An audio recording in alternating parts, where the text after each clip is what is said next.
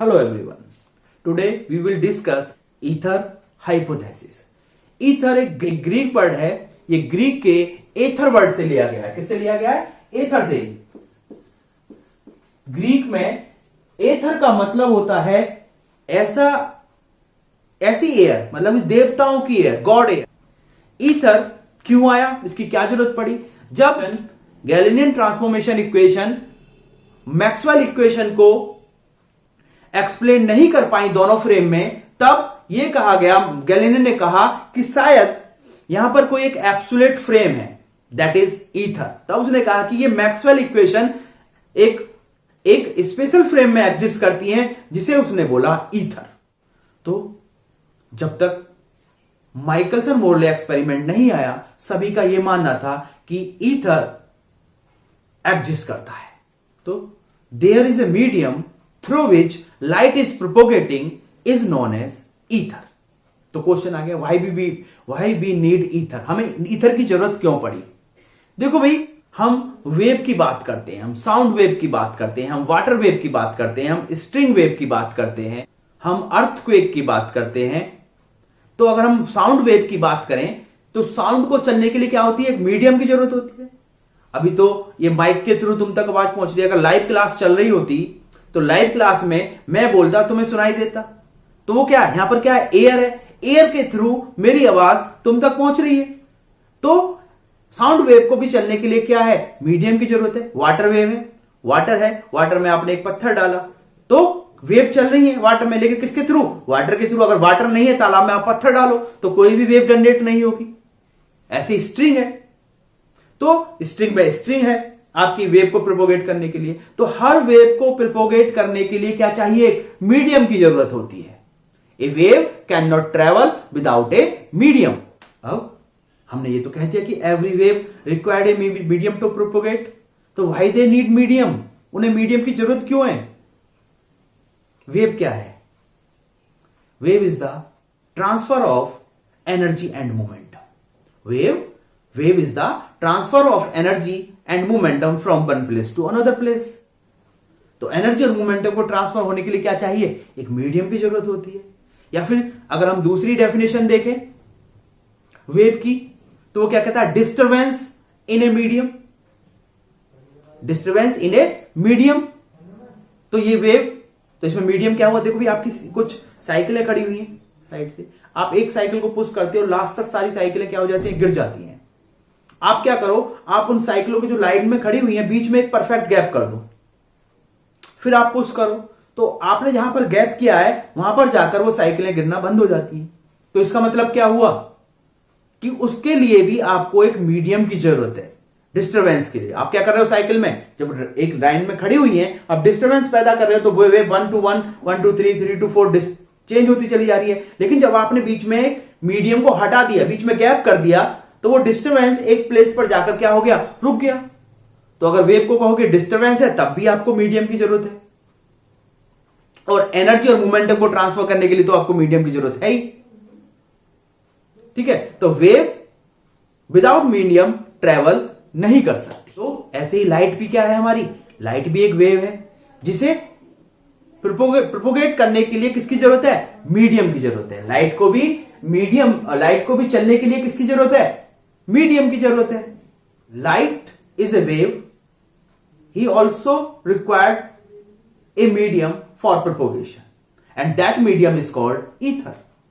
उस मीडियम को क्या बोला गया? कि लाइट जो चल रही है मीडियम में, वो ईथर के थ्रू चल रही है. यानी कि स्पेस में क्या है? स्पेस में ईथर है. जैसे देखो भी, स्टार्स है, ऊपर तारे हैं, ये हमसे बहुत हजारों साल दूरी पर है. तो जो उनसे लाइट हम तक आ रही है, और लाइट क्या है? एक वेव है, और बिना मीडियम के नहीं आ सकती. तो यह माना गया कि लाइट उनसे आ रही है, हम तक पहुंच रही है, तो उसे एक मीडियम की जरूरत है. तो यहां पर स्पेस में एक ईथर मीडियम है, जिसके थ्रू लाइट स्टार से हम तक पहुंच रही है. ठीक है. तो ईथर की प्रॉपर्टीज, अगर हम प्रॉपर्टीज के बारे में बात करें, तो पहली प्रॉपर्टीज को एक्सप्लेन करने के लिए क्या है कि वो कहता है कि जो ईथर है वो पूरे मीडियम में फुली स्पेस्ड है. यानी कि हम एक कांच की बोतल को लें, उस कांच की बोतल को कॉर्क तक, ऊपर तक भर दें, कांच की बोतल ली, उसको कॉर्क तक ऊपर तक भर दिया पानी से और उसको टेबल पर रख दिया। तो जिस तरह से वो पानी भरा हुआ है उस कांच की बोतल में, हमें पता नहीं चला कि इसमें पानी है, ऐसे ही इस स्पेस में, यूनिवर्स में ईथर है। इस यूनिवर्स में ईथर भरा हुआ है, फुली स्पेस्ड है। तो पहली प्रॉपर्टी जो आई ईथर की वो थी कि ether is fully spaced. Ether is fully spaced, पूरे यूनिवर्स में भरा हुआ है। It prevails through all universe, पूरी यूनिवर्स में भरा हुआ है। जैसे जो तारे से लाइट पहुंच रही है, अगर ईथर नहीं होगा तो वो तारे से लाइट हम तक कैसे पहुंचेगी? पहुंच ही नहीं पाएगी। ठीक है। दूसरी प्रॉपर्टी इन्होंने दी, मान लिया भाई ईथर है, इसमें स्पेस में है, तो वो कहते हैं कि हमें ये दिखाई क्यों नहीं दे रहा। दूसरी प्रॉपर्टी कि हमें ये दिखाई क्यों नहीं दे रहा, तो उन्होंने कहा कि दिस इज इनविजिबल। ये इनविजिबल है। हमने मान लिया कि ईथर है स्पेस में, तो दूसरी प्रॉपर्टी उन्होंने दी कि अभी चलो भाई हम मान लिया कि ईथर है तो हमें दिखाई क्यों नहीं दे रहा, तो दूसरी प्रॉपर्टी आ गई कि इट इज इनविजिबल, ये इनविजिबल है।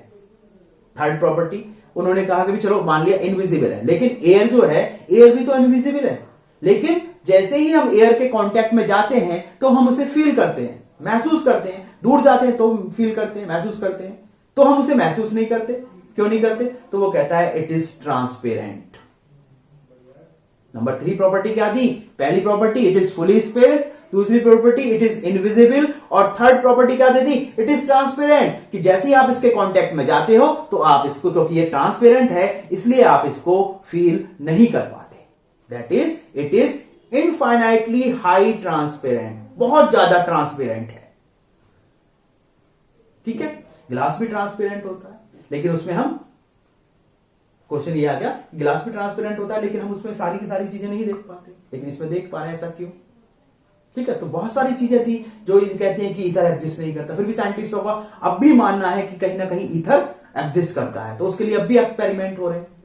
तो नेक्स्ट प्रॉपर्टी है इसकी, density is very very low. इसकी डेंसिटी क्या होती है? बहुत कम होती है। हमें पता है कि लाइट की जो वेलोसिटी है या वेव की जो वेलोसिटी है वो किस पे डिपेंड करती है? मीडियम पे डिपेंड करती है। जिस मीडियम में प्रोपोगेट कर रही है उस मीडियम पे डिपेंड कर रही है। जैसे आप साउंड वेव को ले लो, साउंड वेव की वेलोसिटी एयर में कुछ होती है और सॉलिड में कुछ होती है।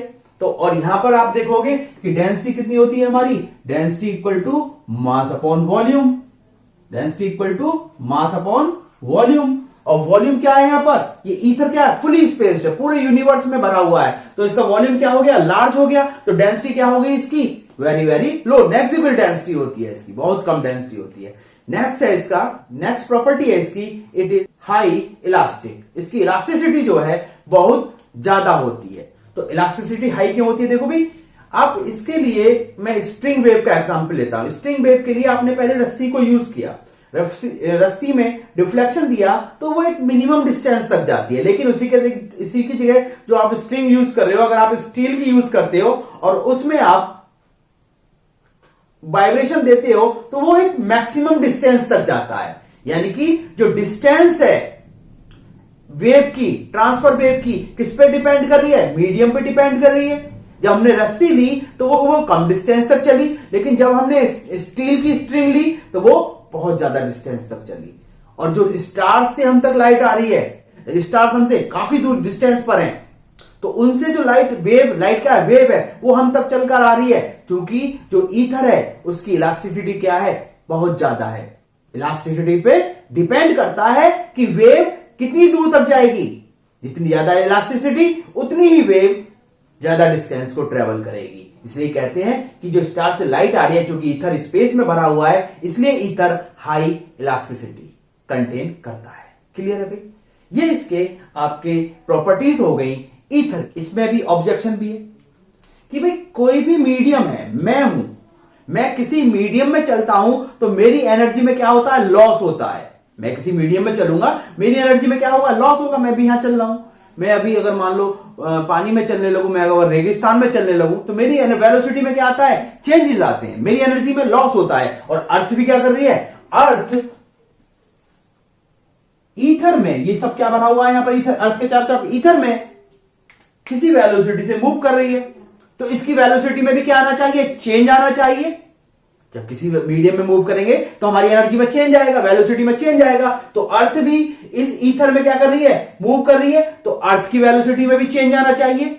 लेकिन हम देखते हैं कि अर्थ 30 किलोमीटर पर सेकेंड की स्पीड से लगातार मोशन करती चली जा रही है। इसकी वेलोसिटी को 30 किलोमीटर पर सेकेंड ही ले रहे हैं, इसमें कोई भी चेंज नहीं हो रहा। हमने मानते हैं कि कांस्टेंट वेलोसिटी से मूव कर रही है अर्थ,